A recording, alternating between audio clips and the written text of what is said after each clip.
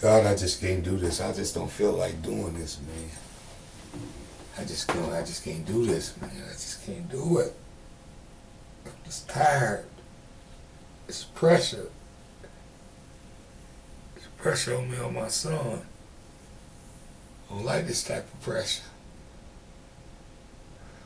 I tried. I gave it up. I did what you asked me to do. I've been on this a long time. I've seen the lightning strike. Just like I asked you, Dorian, that hurricane. I knew that I was safe, and I asked you to don't let the hurricane hit my family. Suddenly the phone rang. It was my father. And the hurricane has turned. He said the hurricane turned. I remember behind the barn in New York, a young man. All of a sudden I looked up, there was a big twister. Like a big dark cloud just standing right in front of me. With massive energy. And what was that for? Just come through the fields. Just standing there, just twisting, just turning. I remember in Bermuda, as I was walking in the rain, and I asked you to show yourself. I asked you to make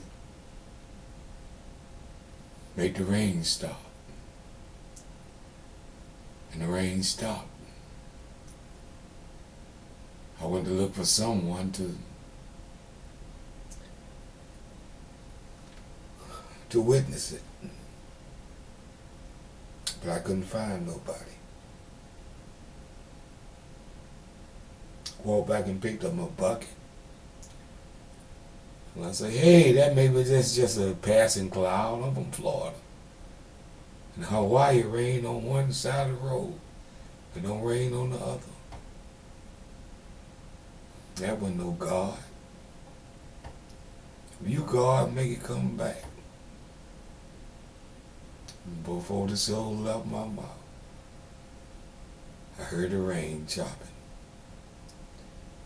And it came chopping. And I looked at it. But it never rained on me. I went home, put up my fishing gear. Went outside, looked up, it rained in my face. Who am I? What is this all about? Other day, going to see my grandkids. I told my mother, but I didn't want to get into it. It was raining and I missed my turn. And I was going too fast and the light turned red. And I slid on brakes. And I rolled maybe about 10 feet under the lights, slide, hydroplaning. And two cars on both sides passed me at a high rate of speed.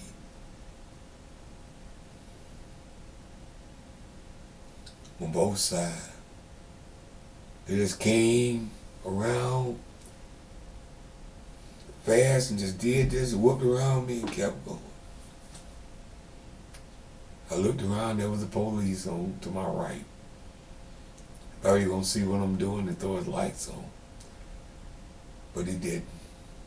He rolled right past.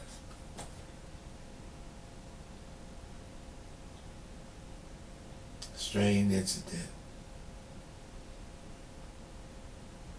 Remember going to Nashville one time and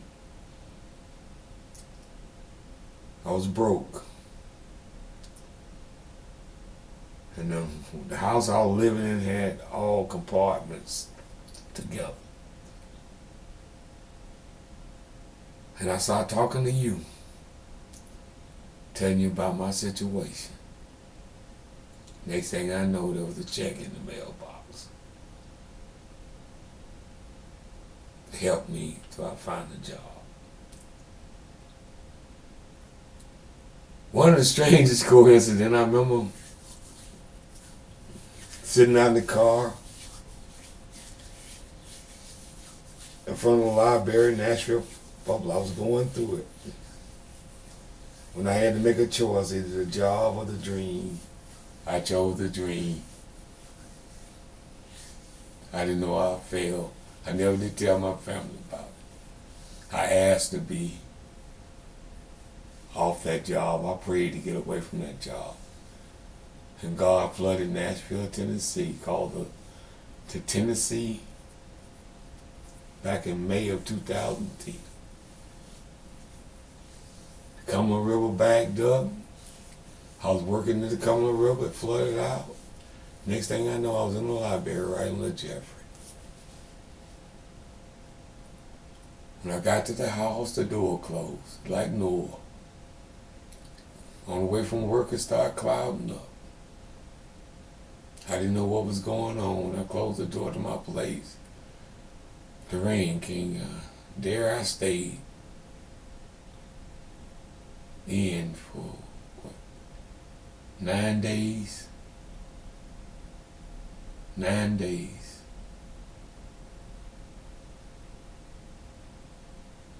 Came back out that Friday, 7. We didn't meet up till about that Monday. And that's when the man told me, say, hey, I don't need you no more. Next thing I know, I was in the library writing Little Jeffrey. I remember when the Sparrows, the time that I was going through it, and I said, oh Lord, help me.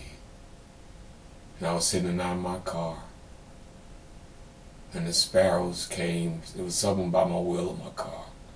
The sparrow was eating, and it was descending and coming in. And while I was sitting there, I heard a voice in my heart say, why you sit there? Don't I take care of the sparrows? If I was to take a tape measure and rule, there was no less than a foot on our house. It could have been, because it could have been right there, under my car, right by my front wheel. There was many of them. So some of them, I'm just saying, 2 feet away. It was probably some closer than that, 3 feet. But it was closer. He showed me.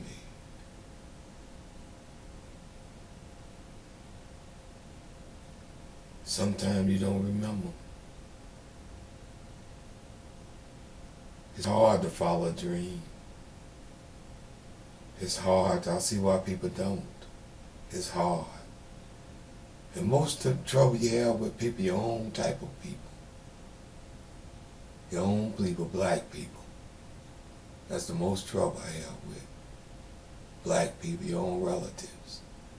You would think they would be joy to see this. You would think they'd be ready to hear it, the church folks.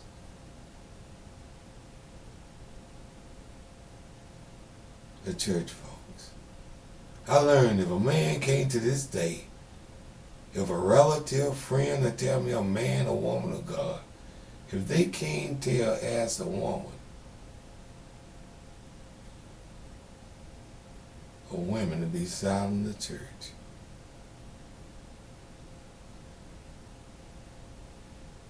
that's where you find the real God people. That's why we all on that broad road. Just like I went to learn, they can learn. But some don't want to learn. I remember the day I came back from Tennessee a time, had my work on the bed.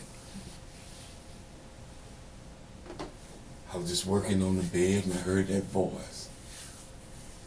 You got to worship me in spirit.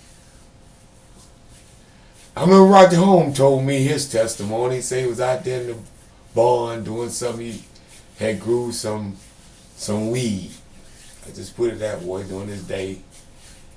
And while he was sacking it up or cutting it up, the boy said, hey, do you love that more than me? He said, no, Lord, I don't. He said destroyed it.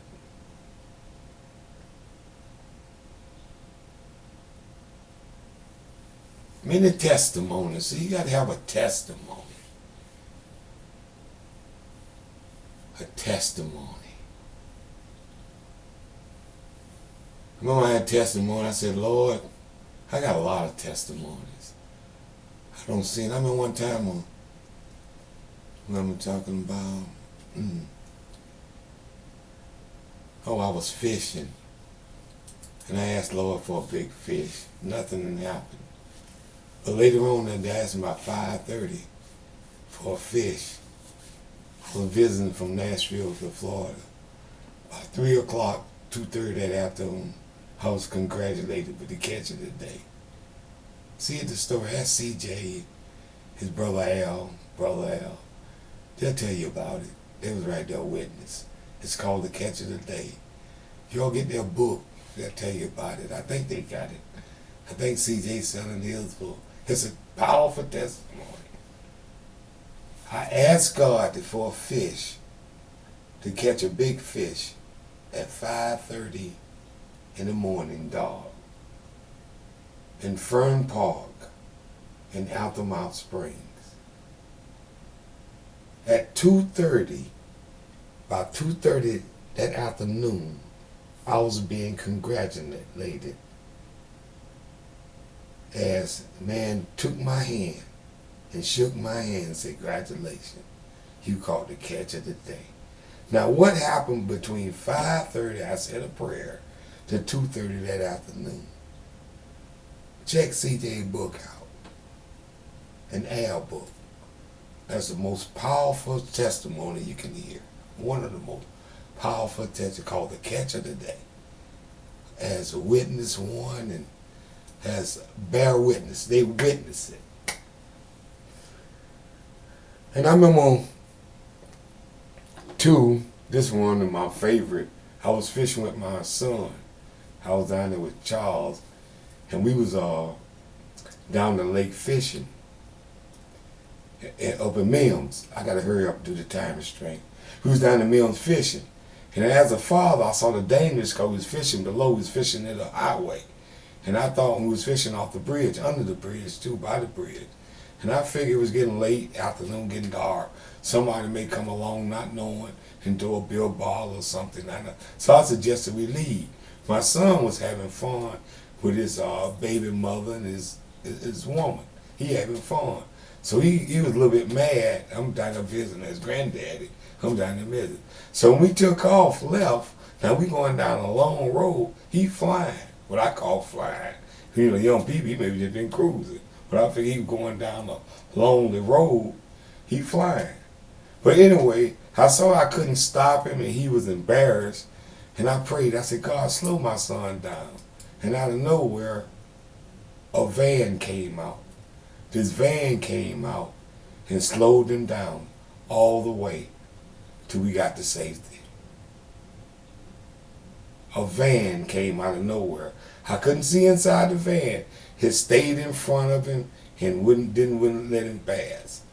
That's a miracle of God. And we arrived safely home. Well, you can hear more of my testimonies, but my biggest testimony right now, the cure for cancer.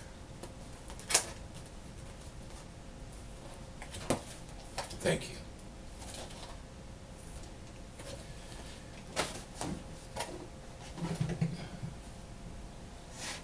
God bless. God bless. Thank you, Lord. Free my son, God. Free my son. Thank you.